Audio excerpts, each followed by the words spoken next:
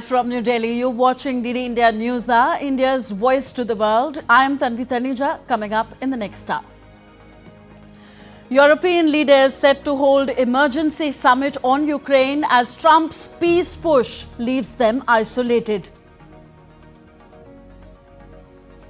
Israeli Prime Minister Benjamin Netanyahu meets US Secretary of State Marco Rubio in Jerusalem, vows to eliminate Hamas's military and political rule in Gaza. Humanitarian crisis worsens in Democratic Republic of Congo as M23 rebels seize strategic airport in South Kivu.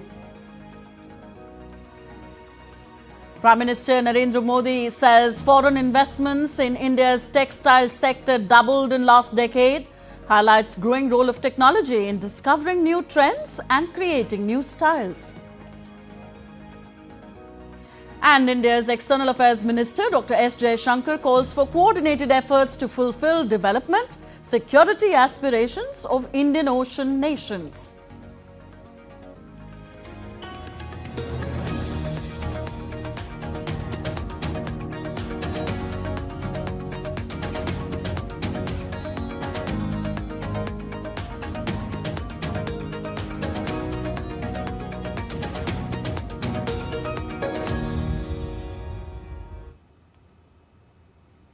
From being a symbol of transatlantic unity to now reflecting European unease, the Munich Security Conference has come a long way.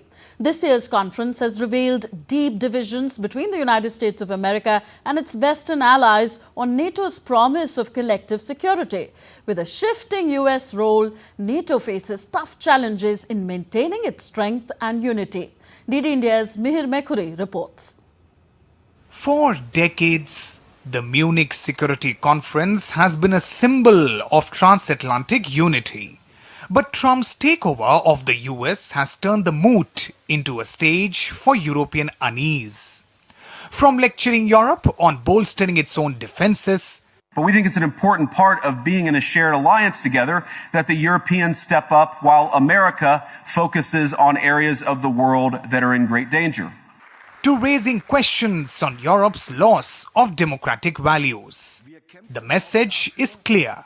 NATO, founded during the Cold War to defend shared Western values, loses its moral purpose if those values are no longer upheld.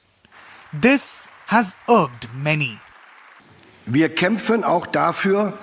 I strongly oppose the impression that Vice President Vance has created that minorities are being suppressed or silenced in our democracy. We know not only against whom we are defending our country, but also for what? For democracy, for freedom of expression, for the rule of law, and for the dignity of every individual. Trump's call for NATO members to take their security into their own hands has left alliance members scrambling to figure out a response. Amidst this, Zelenskyy has called for the creation of a European army to strengthen the continent's defenses. Many leaders have talked about Europe that needs its own military, an army of Europe. And I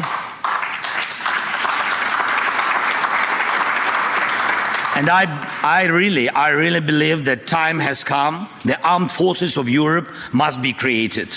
Zelenskyy's suggestion hit a roadblock when the Polish foreign minister, in a televised interview, stated that the European countries would not create a unified army in response to threats from Russia. Taking a middle path, British Prime Minister Keir Starmer has said that the United Kingdom would work to ensure the US and Europe remain united and should not allow divisions to distract them from external enemies. But what is NATO and what does it stand for? Formed in 1949 with the signing of the Washington Treaty, the North Atlantic Treaty Organization, or the NATO, is a security alliance of countries from North America and Europe. It now has 32 member countries. NATO's fundamental goal is to safeguard the allies' freedom and security through political and military means.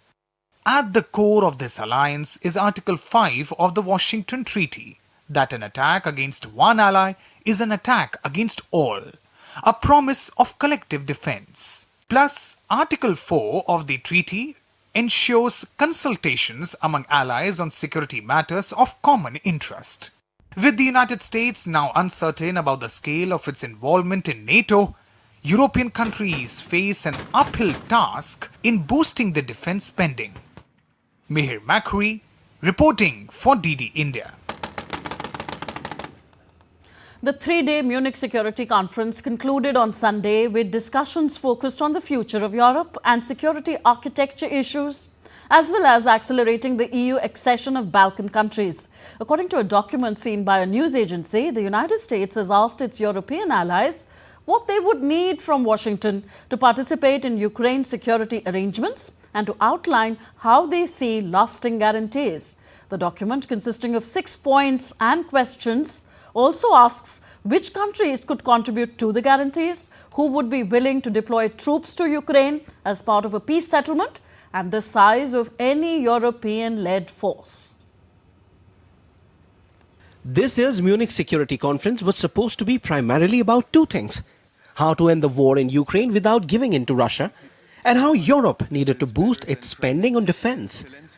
European leaders at the final day of the Munich Security Conference on Sunday sought to firm up how the European Union can move from talk to more action and stay relevant as Washington pushes to stop the fighting. It came after Trump's Ukraine envoy Keith Kellogg said Europe will not have a seat at the table for the talks. But our philosophy is not to continue this war to the death of every last Ukrainian. The intent is to stop the carnage, stop the war, make sure it's reasonable, making sure the sovereignty stays intact. But we're going to get to specifics about it. When you say sitting at the table, in all probability, there's really going to be, one of the reasons I'm here is for the input, obviously. But when you sit at the table, there's two protagonists when you look at it, and there's one, hopefully, to be an intermediary. How his idea was not liked by many as European leaders pushed for Europe's role in peace negotiation. If we are supposed to take some responsibility, Europe must sit at the table as well. Of course, then you can have a good question, who represents Europe? We have European chief foreign policy, the chief of the foreign policy, we have big countries, but I think we are going to sort this out. I think the message coming out of Munich now and also coming out of Europe tomorrow, and whoever is going to be involved in those talks, is Europe needs to be a part of this process. Ukraine needs to be a part of this process. If not, this type of ceasefire is not going to be credible. Finnish President Alexander Stubb said that talks between US and Russia over Ukraine war must not rewrite European security and allow Moscow to establish spheres of interest. There are two things that are non-negotiable. One of them is EU membership and NATO membership of Ukraine. That is a decision for the Ukrainians. The EU process is ongoing. Ukraine will become European, not Russian. And this is already a big loss, I think, for Putin. And the other one is NATO membership at some stage. Earlier on February 12th, US Defense Secretary Pete Hegseth said that it is unrealistic to expect that Ukraine can restore its 2014 borders in any negotiations with Moscow on ending its war. In view of evolving situation, French President Emmanuel Macron will host a meeting of European leaders on Monday to discuss the war in Ukraine and European security. Dozens of similar summits have shown Europe to be dithering, at times disunited and politically weak, and struggling to come up with a cohesive plan to end the Ukraine war and dealing with Russia, 3 years into Moscow's invasion of its neighbor. Dheeraj Das for DD India. DD India's Akshay Dongre joins us on the story now. Akshay, why has the US chosen to ignore Ukraine and Europe for the peace talks with Russia? Are its priorities changing? Well, Tanvi, whether or not the US's priorities have changed is quite a wide question. But if you look at the policies of Donald Trump, even in his first tenure, Donald Trump had clarified that Europe needs to do more as far as its own defense apparatus is concerned. Now, in NATO as well, several of the European countries have been paying for far less than it was required for the European countries to do as far as the NATO membership is concerned, which was about 2% of their GDP. However, not many countries were meeting this criteria, and that created friction earlier, and that has created friction this time as well.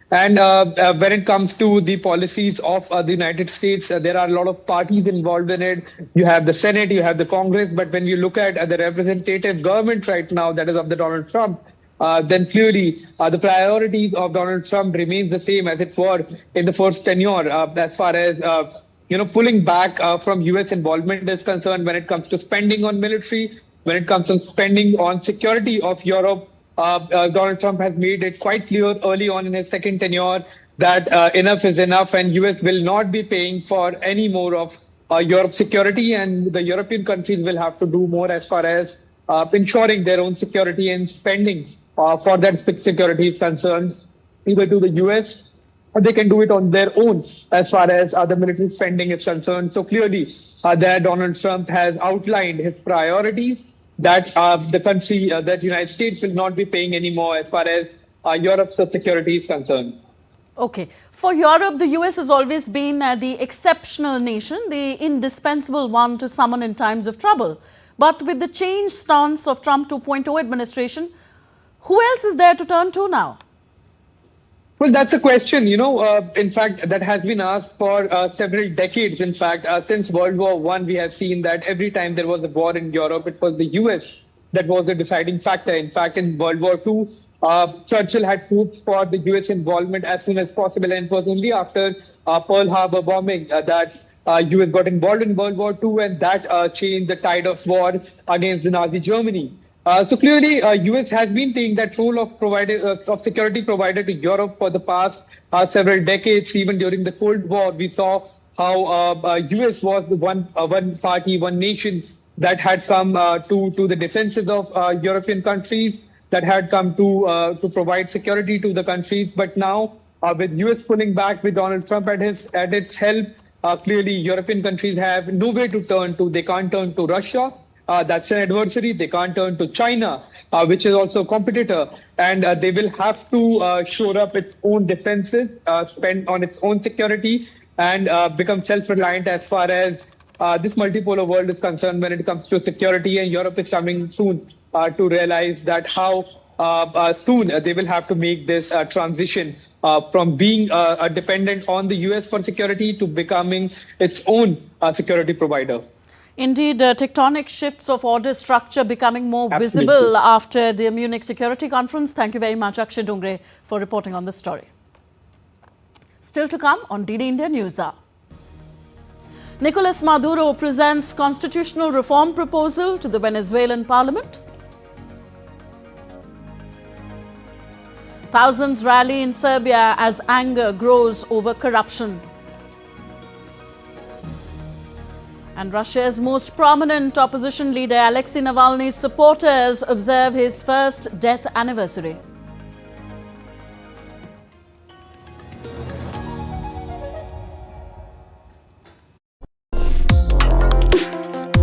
Complex issues, hidden agendas, twists and turns, strategic games. We think all dots are linked. We just need to connect them. Join me every week as I connect the dots to unravel hidden designs in statecraft, mysteries, and decode issues that matter to you. Watch Connecting the Dots with me at these times on DD India. Prasar Bharati, in collaboration with IIT Delhi and Software Technology Parks of India, is organizing the DD Robocon 2025 this year as well. In this National Robotic Championship, engineering students will get ample opportunities to showcase their ingenuity and potential. The national selection for this championship will be held on the 12th and 13th of July, and the winning team will get an opportunity to participate in the International ABU Robocon Championship to be held in Mongolia in August this year. So, hurry up. The last date of registration is the 16th of February. For more information, log on to www.ddrobocon.iitd.ac.in.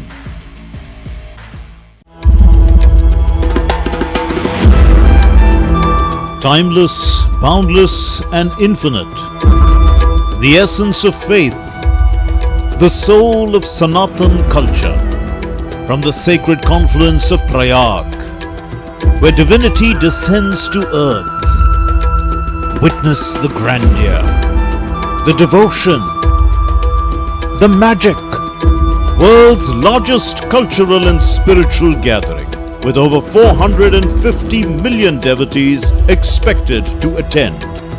Mahakumbh, India's greatest festival of faith.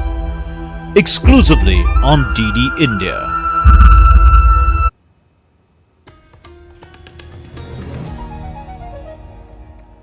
You're watching DD India News Hour. I'm Tanvi Taneja. US-made heavy bombs have arrived in Israel just weeks after President Donald Trump lifted the pause on their supply. The Biden administration had previously halted the shipment over concerns about civilian casualties in Gaza.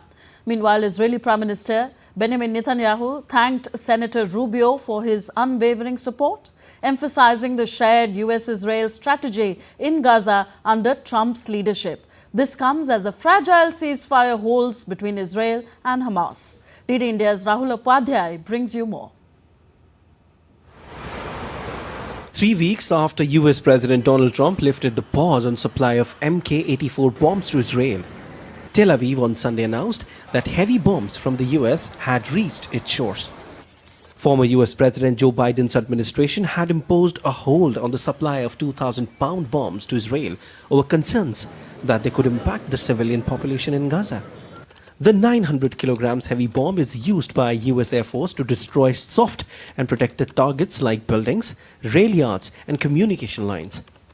It is a general-purpose bomb that entered the service during the Vietnam War. While 40% of the bomb's weight is a high explosive mix, while the remaining is its steel case. The Mk-84 bomb's steel casing shatters into razor-sharp fragments that can shred human bodies and unarmored vehicles. Meanwhile, US Secretary of State Marco Rubio arrived in Tel Aviv on his maiden visit to Middle East and met with Israeli Prime Minister Benjamin Netanyahu on Sunday. After the meeting, Marco Rubio said that Trump's administration is working with Israeli PM Netanyahu for the release of hostages held by Hamas. The hostages need to come home, they need to be released, and you work in very close coordination with him. He's working in very close coordination, but with the Prime Minister and his government, and ensuring that that happens. That must happen. Talking to media persons, Israeli PM Netanyahu said Israel will completely eliminate the military capacity of Hamas. We will eliminate Hamas's military capability and its political rule in Gaza. We will bring all our hostages home, and we will ensure that Gaza never again poses a threat to Israel. The unequivocal support of the United States on Gaza will help us achieve these objectives faster and set us on a path for a different future. Freeing remaining hostages and lasting peace in Gaza is on the top agenda of Rubio in his first Middle East visit. Rahul Upadhyay's report for DD India. Hundreds of Russians lined up on Sunday to lay flowers to the grave of Alexei Navalny, Russia's most prominent opposition leader, on his first death anniversary in the Russian polar penal colony. Navalny, Russia's most prominent opposition leader, died on February 16, 2024, after collapsing and losing consciousness at the penal colony north of the Arctic Circle, where he was serving a long jail term. He earned admiration from many in Russian opposition circles for voluntarily returning to Russia in 2021 from Germany, where he underwent treatment for what Western laboratory tests showed was an attempt to poison him with a nerve agent in Siberia. Navalny was buried on March 1, 2024 in a cemetery in southeast of Moscow. On to South America. Venezuelan President Nicolas Maduro presented a constitutional reform proposal to the National Assembly on Saturday. In a speech in a parliamentary chamber, Maduro said the reform he proposes would focus on 4 major issues, one of the main ones being the inclusion of the so-called communal power in addition to the existing municipal, state and national powers. Maduro, who began a third 6-year term on January 10th, further said that he seeks to rebuild and expand democracy in the country The current constitution was approved in 1999, promoted by the late President Hugo Chavez. Debate nacional. We are ready to open the gates to a great and edifying, unifying national debate and let the Venezuelan society and our people lead a great historic reform that will adapt the 1999 constitution to new times with new ideas for advancement in a new era of transition to a new modernity. A la nueva modernidad. Thousands of protesters in the Serbian city of Kragujevac made a sea of lights with their phones on Sunday to seek justice for train station victims. The protest, which erupted in the wake of the tragic collapse at a newly renovated railway station on November 1st, is being fueled by widespread anger and frustration over the loss of 15 lives. The situation remains volatile, with protesters demanding concrete action. The demonstrations have grown into the biggest threat yet to President Alexander Vucic's decade-long grip on power. In the tense situation, the President of Serbia said the protesters' goal was to bring down Serbia, adding that they were backed by unspecified Western countries. Vlast bilo čiju. Nismo se mi ovdje skupili. But the goal of those outside who organized all against Serbia is not to overthrow Vucic and install someone else. The goal is to bring down Serbia. The goal is to bring down Serbia because they don't want Serbia to be economically prosperous. They want Serbia to be weak in the region. They don't want Serbia to be capable and allowed to help Republic of Srpska.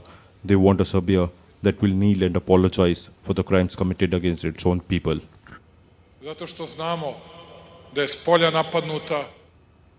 Germans on Sunday continued to place flowers and candles at a memorial for the victims of a car ramming attack in Munich, in which 2 people were killed and several injured. Members of German far-right party laid flowers at the site of the car ramming attack.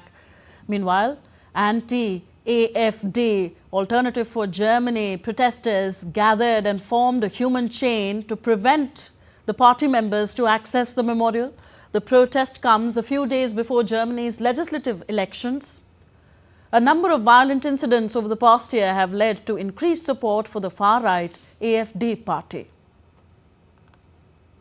Pope Francis sat out Mass and his traditional Angelus prayer from hospital on Sunday, with a Vatican health official saying that the 88-year-old pontiff needed to preserve his strength for the Church's busy Jubilee year. Francis was admitted on Friday to Rome's Gemelli Hospital with bronchitis, one of several bouts of flu or bronchitis he has caught in recent winters. The Vatican said on Saturday that doctors prescribed absolute rest, although they said the tests had indicated some improvements in his condition. Unable to attend Sunday Mass at St. Peter's Basilica, the Pope sent a written address to a group of artists and other cultural figures in attendance. Next updates from Africa. Rwandan-backed M23 rebels advanced on Sunday into the center of Bukavu, the second largest city in Eastern Democratic Republic of Congo, meeting little resistance from government troops, witnesses and the armed group said. The rebels have been seeking to seize the strategic city since taking the city of Goma in late January. Bukavu's fall, if confirmed, marks the armed group's most significant advance since it revived a decade-old insurgency in East Congo in 2022. According to the United Nations, about 3,000 people were killed in days preceding Goma's capture. The soldiers' gradual departure in recent days led to a power vacuum, triggering looting and a prison break on Saturday. Meanwhile, UN Chief Antonio Guterres called that Congo's territorial integrity be respected and a regional war avoided at an African summit in Ethiopia's capital, Addis Ababa. Asking for a dialogue, Guterres stated at the summit that the deadlock must end between M23 fighters, Rwandan forces and the Democratic Republic of Congo. The fighting that is raging in South Kivu as a result of the continuation of the M23 offensive threatens to push the entire region over the precipice. Regional escalation must be avoided at all costs. There is no military solution. The deadlock must end, the dialogue must begin, and the sovereignty and territorial integrity of the DRC must be respected. And on to India now. The country's textile industry is taking centre stage at Bharat Tex 2025, a mega global event bringing together the entire textile value chain. The event, held at Bharat Mandapam in New Delhi from February 14th to 17th, has attracted international buyers, industry leaders and policymakers from over 120 countries. And today, Prime Minister Narendra Modi joined the grand celebration of India's thriving textile sector. Bharat Tex 2025 is not just an exhibition, it's a gateway for Indian textiles to go global. With over 5,000 exhibitors and 6,000 international buyers, this event has set new benchmark for the industry. From raw materials to finished products, innovation and investment, everything on display under one roof. Today, Prime Minister Narendra Modi addressed the gathering at Bharat Tex in Bharat Mandapam, highlighting the immense potential of India's textile sector. He emphasized how Bharat Tex is opening global opportunities for local entrepreneurs. हथकरघा कारीगरों का हुनर दुनिया के बाजारों तक पहुंचे, उनकी क्षमता बढ़े, उन्हें नए अवसर मिले, हम इस दिशा में भी काम कर रहे हैं. PM Modi also reiterated his 5F vision: farm to fiber, fabric to fashion and foreign, which is transforming India into global textile powerhouse. हम स्वदेशी कार्बन फाइबर और उससे बनने उत्पादों को बढ़ावा दे रहे हैं. Bharat high grade carbon fibre बनाने की दिशा में भी आगे बढ़ रहा है. PM Modi also outlined an ambitious goal for the growth of the textile industry in the country. पिछले वर्ष भारत के टेक्सटाइल और एपरल एक्सपोर्ट्स में 7% की बढ़ोतरी हुई है. आज हम दुनिया के छठे सबसे बड़े टेक्सटाइल और एपरल्स एक्सपोर्टर है. हमारा टेक्सटाइल निर्यात 3 लाख करोड़ रुपए तक पहुंच चुका है.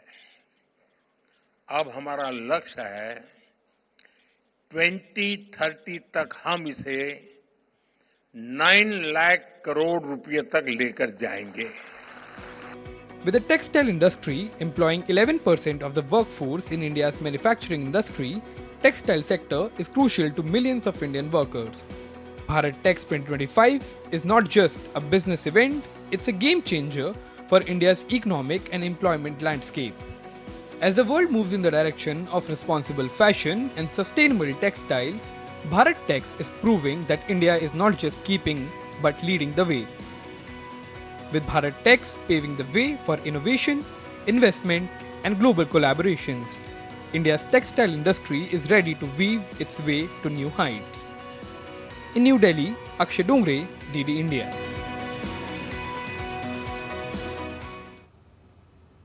And next we take a look at other stories making news around the world. Several dozens of migrants who've been occupying Paris's Gaîté Lyrique Theatre since early December staged a demonstration against the authorities. This comes after the Paris Administrative Court ordered their evacuation from the theatre within a month. The city of Malaga in southern Spain has decided to put an end to horse-drawn carriages for tourists due to animal welfare reasons. However, several horse-drawn carriage drivers oppose this measure in the city. The annual Ukraine Fashion Week Fashion Festival is being held in Kiev. This year's event has garnered global attention as Ukrainian designers and brands have continued to thrive despite the ongoing conflict in the region. Models participating in the event described it as a golden time for the country's fashion industry.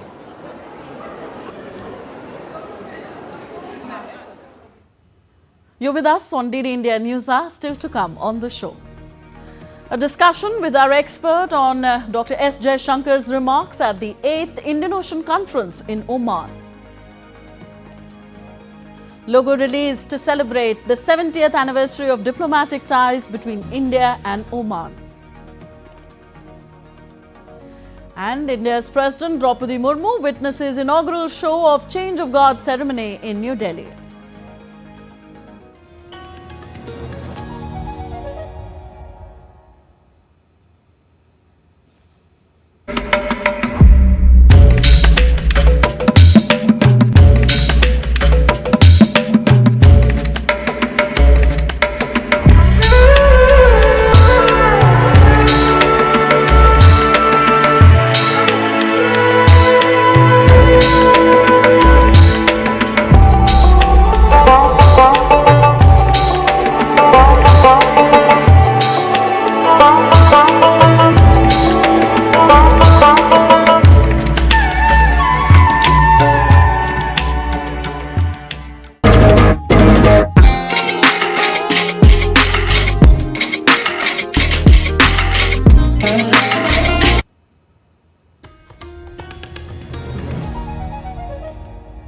Welcome back. You're watching DD India Newshour. I am Tanvi Taneja.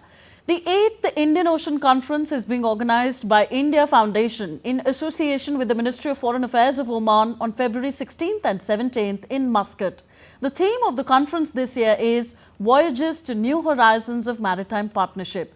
India's External Affairs Minister Dr. S. Jaishankar, addressing the conference, highlighted the serious disruption of global shipping due to the conflict in West Asia. Indian Ocean Conference. The 8th Indian Ocean Conference in Muscat, Oman, brought together critical states and principal maritime partners of the Indian Ocean region on a common platform. India's External Affairs Minister Dr. S. Jaishankar spoke on the number of challenges, including maritime consequence of the conflict in West Asia, resource constraints and economic headwinds faced by the Indian Ocean nations, illegal trafficking of various kinds, and the challenges of terrorism and tension in the Indo-Pacific. The Indo-Pacific has been witnessing deeper tensions and sharper contestations. The scenario is intrinsically maritime in nature, involving respect for and observance of international law. There are other concerns, some related, some autonomous. Stronger assertions of interest is one issue, concerns about unilateral changes to the status quo another. Jaishankar said the West Asia conflict has resulted in a serious disruption of global shipping. In the Middle East or West Asia, there is a serious conflict underway with the potential for further escalation and complication. At the same time, long-standing issues are being revisited, sometimes with a radically different approach. Its maritime consequence is visible in a serious disruption of global shipping with considerable cost to all our countries. Jaishankar added that India's journey to new horizons must necessarily focus on addressing these challenges. India's External Affairs Minister highlighted India's efforts by providing 10 relevant examples. India has been a stable partner and friend in times of COVID, promoting greater land and sea connectivity, be it through India-Middle East-Europe Economic Corridor, IMEC, India-Myanmar-Thailand Trilateral Highway, or International North-South Transport Corridor. India has been a first responder to conflicts and disasters in the region, promoting interoperability and synergies with partners to face maritime contingencies and piracy, ensuring maritime safety and security by establishing coastal surveillance radars and partnering on wide shipping agreements, responding to extreme situations through deployment of naval forces, capacity building of other Indian Ocean navies and coast guards, ensuring trusted and secure communication in a digital era, closing gaps and building bridges between resident and non-resident powers with the global south, supporting institution building in the region. While Oman's Foreign Minister Syed Badr bin Hamad Al Busaidi in his speech commended international cooperation in maritime law, particularly UNCLOS, United Nations Convention on the Law of the Sea, for ensuring freedom of navigation and equitable resource sharing. the power of diversity as a source of strength and advocating for collaborative efforts to achieve sustainable solutions to the region's challenges, and recognizing the Indian Ocean as an opportunity to foster international cooperation, with Oman calling for a focus on common interests to achieve shared prosperity. During the last 8 years, the Indian Ocean Conference has emerged as the flagship consultative forum for countries in the region to meet its development, connectivity, maritime and security aspirations. Bureau Report, DD India. Alok Bansal, Director, India Foundation and security expert, joins us on the show now from Muscat. Welcome, sir, to the program. There has been a call for collective action and a resolve to look out for each other at the 8th edition of the Indian Ocean Conference. How do you look at this? See, 8th edition of Indian Ocean Conference has been a big event actually, with over 28 ministers participating from 26 countries and over 40 countries represented. And I think our External Affairs Minister, Dr. Jaishankar, delivering his keynote address, talked about need for cooperation. He also talked about conflict that has been in West Asia, the need for Indian Ocean community to grow together and to move forward. And I can say that at the end of the first day, it was actually a spectacular success. And all the delegates at the conference were talking about Dr. Jaishankar's speech. And this conference has been by far the biggest Indian Ocean Conference that has been organized, the 8th edition of this conference. It had the maximum representation in this particular conference, and countries from Africa to Southeast Asia and even beyond participated in this conference. Okay. So this was a very big conference, and I think coming at a time when India and Oman are also celebrating their bilateral relationship, it was a hugely successful conference. And Dr. Jaishankar made some very significant remarks as far as the global order is concerned. Yes, Dr. Jaishankar touched upon the deeper tensions in the Indo-Pacific region. Could you explain why the Indo-Pacific region has become such a critical region in world affairs and international relations today?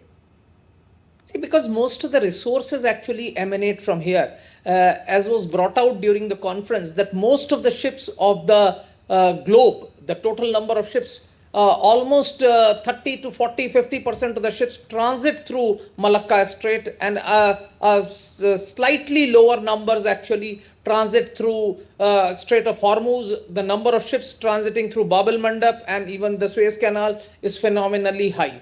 So now, when there is actually a resource crunch and the population in the Western world is shrinking, I think this is the arena where economic development is likely to take place and is taking place. So Indian Ocean region is going to be important, and as Alfred Thayer Mahan had said long back, that this is going to be a very significant arena in days to come, where whoever dominates and prevails in these waters will have a deep influence on the global geopolitics. Okay, regarding a big player, China, what are the concerns of many nations regarding China and its considerable violations of the UN Convention of the Law of the Seas? Also, what exactly are these violations and are they likely to continue? Yeah, I think what was a consensus during the conference was that we need to adhere to a rule-based international order. While nobody did talk about China per se by name, but everybody accepted that there is a need for a rule-based international order, and the global commons like oceans must be governed under a rule-based international order. Of course, former Sri Lankan President Ranil Wickremesinghe very clearly said that the eventual growth of Indian Ocean region depends on a collaboration between India and China. And of course, India and China will play a major role as far as global community is concerned and the global geopolitics is concerned. Okay, how far will connectivity corridors like the India, Middle East, Europe Economic Corridor and the India-Myanmar, Thailand trilateral highway help ease concerns regarding the Indo-Pacific region, and how important a player is India here? See, I think it was unilaterally accepted and universally accepted that India is going to be a major part. And I think everybody realized that India has a big role to play. And in fact, many of the countries actually sought assistance and probably expect India to play a greater role, not only as far as providing them economic sustenance, but some of the countries probably expect India to provide them some sort of a security cover. Countries like Yemen, etc., highlighted it, that they don't have the potential to defend their sea lanes passing close to them because they don't have any maritime power as of now. As far as IMEC and the security, other corridors are concerned, they're extremely important because they help India get more raw materials as well as take Indian products to a wider market. And this is actually a win-win solution where all the countries which are involved in these corridors benefit from these corridors. Okay, India is to host the Quad summit later this year. Alokji, could you tell us what currently are the key issues facing the grouping which need to be addressed? Also, do you see their satisfactory resolution? See, Quad summit at this juncture will be dominated by the policies of the Trump administration. As of now, though they have talked of reciprocal tariffs, etc., there is some amount of ambiguity as to how these tariffs will be implemented, what will be the impact. And what we have seen is that the US has used these tariffs initially to negotiate. So I think the next Quad summit will primarily see how Trump administration looks at this Quad grouping and how do they feel that this grouping is important and significant for furthering US and the global interests. Okay, we leave it here. Thank you very much, Alok Bansalji, Director, India Foundation, that is organizing this Indian Ocean Conference in Muscat, along with the Foreign Affairs Ministry of Oman. Thank you very much for being with us on the show. Moving on, India's External Affairs Minister Dr. Jaishankar met Foreign Affairs Advisor Mohammad Tawheed Hussain of the interim government of Bangladesh in Oman on Sunday. The discussions between both leaders focused on bilateral relations as well as on the BIMSTEC grouping. Further, Dr. S. Jaishankar on Sunday also held wide-ranging discussions with his Omani counterpart, Badr al-Busaidi, on bilateral cooperation in trade, investment and energy security. In a post on social media platform X, Minister Jaishankar said that he was delighted to meet Badr al-Busaidi and appreciated his personal efforts in successfully hosting the 8th Indian Ocean Conference. He said that he was glad that they could jointly release the logo celebrating the 70th anniversary of diplomatic ties, also jointly releasing a book called Mandvi to Muscat, Indian Community and the Shared History of India and Oman. Further, Dr. S. Jaishankar also held a warm conversation with Brunei Foreign Minister Dato' Iriwan Pehin Yusof. The minister followed up on Prime Minister Narendra Modi's September 2024 Brunei visit outcomes. He appreciated his insights on the region and support for India-ASEAN partnership. India's President Draupadi Murmu inaugurated the National Tribal Festival Adi Mahotsav in New Delhi on Sunday. The festival is being organized by the Ministry of Tribal Affairs from February 16th to 24th, 2025 at Major Dhyan Chand National Stadium in New Delhi. Speaking on the occasion, President Murmu said that during the last 10 years, many effective steps have been taken for the overall development of the tribal society of India. The festival aims to celebrate and showcase the vibrant culture, heritage and economic potential of India's tribal communities. Also, the inaugural show of Change of God ceremony in the new format was held at the forecourt of the Rashtrapati Bhavan, the President's house in New Delhi. President Draupadi Murmu witnessed the inaugural show of the ceremony, which will take place every Saturday.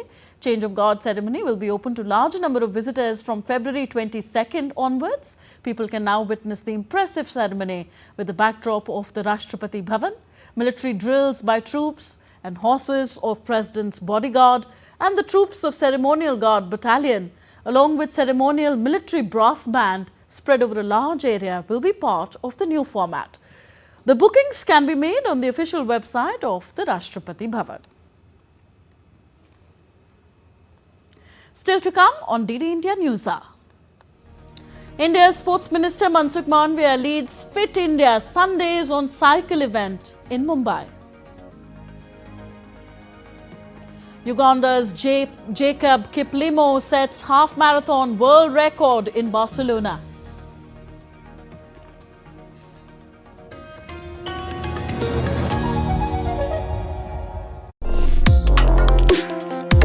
Complex issues, hidden agendas, twists and turns, strategic games. We think all dots are linked. We just need to connect them. Join me every week as I connect the dots to unravel hidden designs in statecraft, mysteries, and decode issues that matter to you. Watch Connecting the Dots with me at these times on DD India.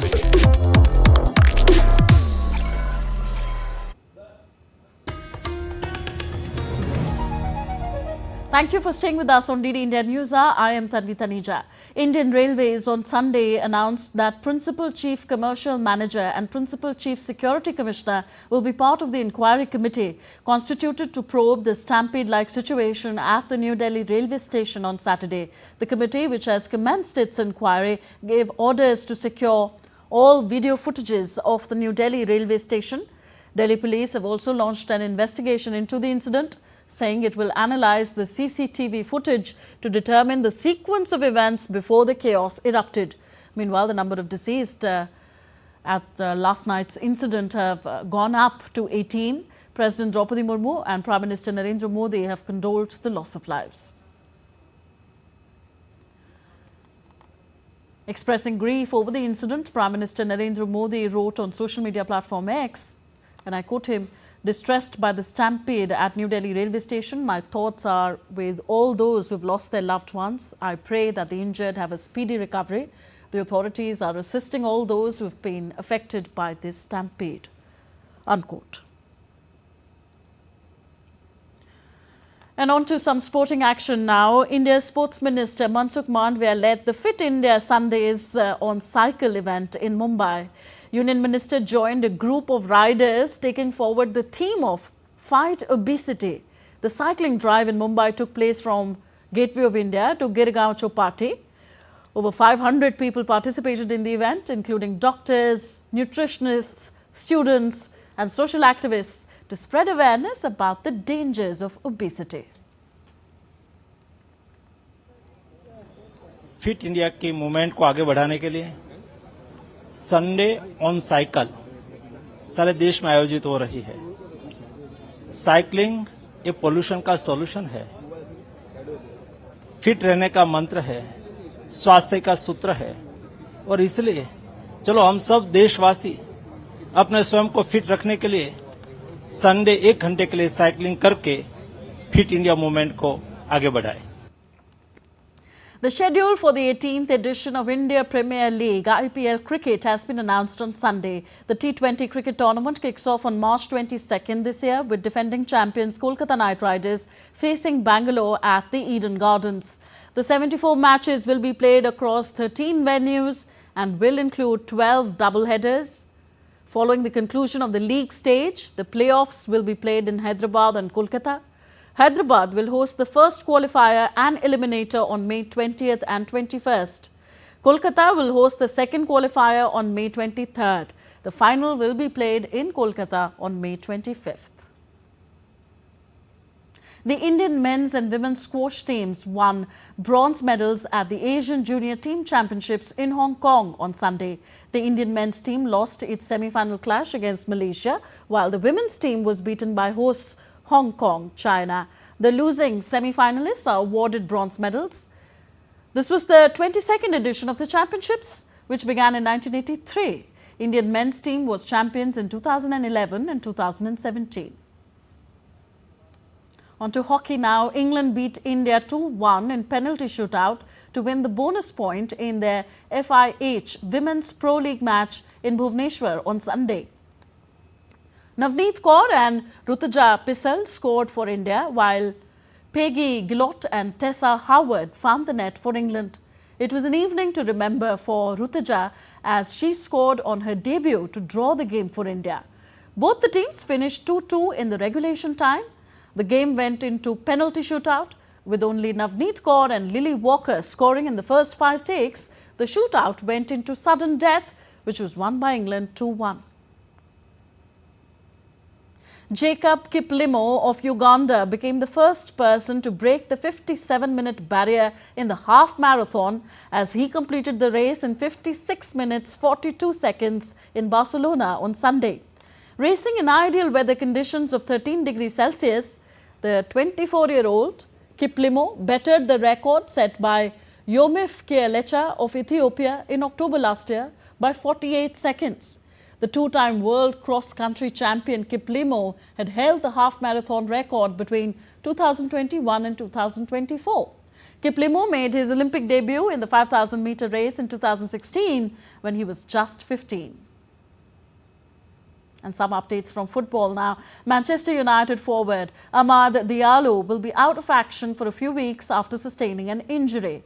Amad, who has been one of United's best players this season, suffered an ankle injury during a training session this week.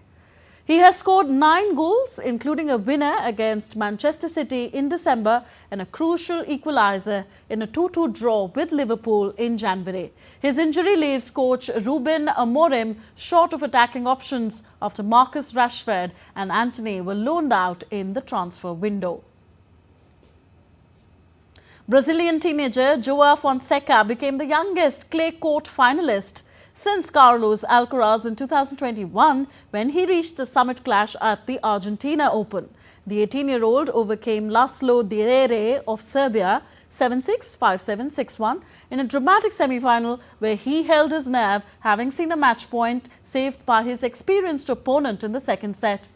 In the final, he will face 5th seed Argentinian Francisco Cerundolo, who stunned world number 2 Alexander Zverev in the last 8 and beat Spain's Pedro Martinez 6-2, 6-4 in the semi-finals. A cancer awareness walkathon was organized by Can Support in New Delhi on Sunday. The event included a 3-kilometer walk along with a 5-kilometer run held for the first time, where people of all age groups turned out in large numbers to spread awareness about cancer in India. Take a look at our next report.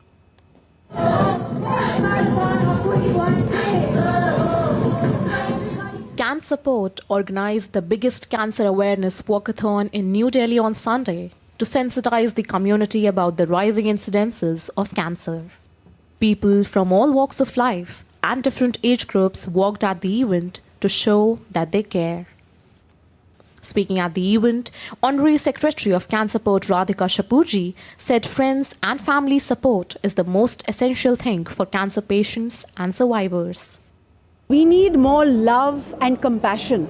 Please love your families, your children. They need that. They need the hug. They need the kind words. Those are the healing touches that will be far more, will fight cancer far more than any medicine that can.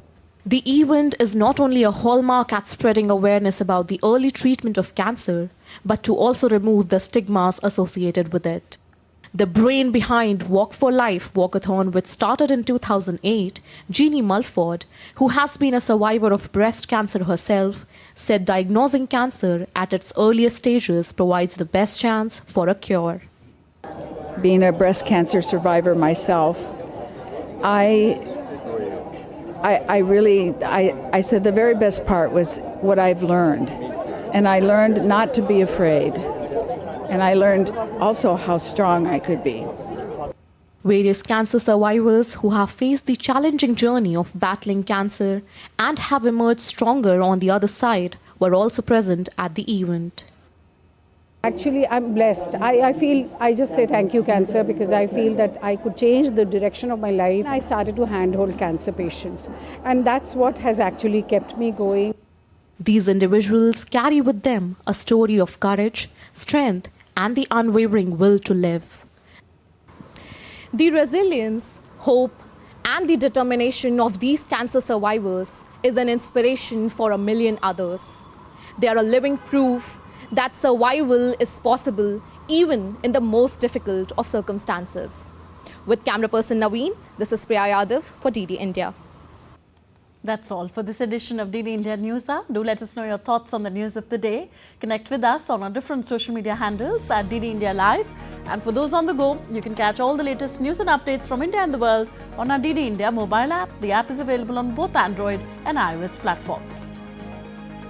We'll be back with more news as it breaks here on DD India. I'm Tanvi Taneja from all of us here in New Delhi. Thank you for watching. Namaskar.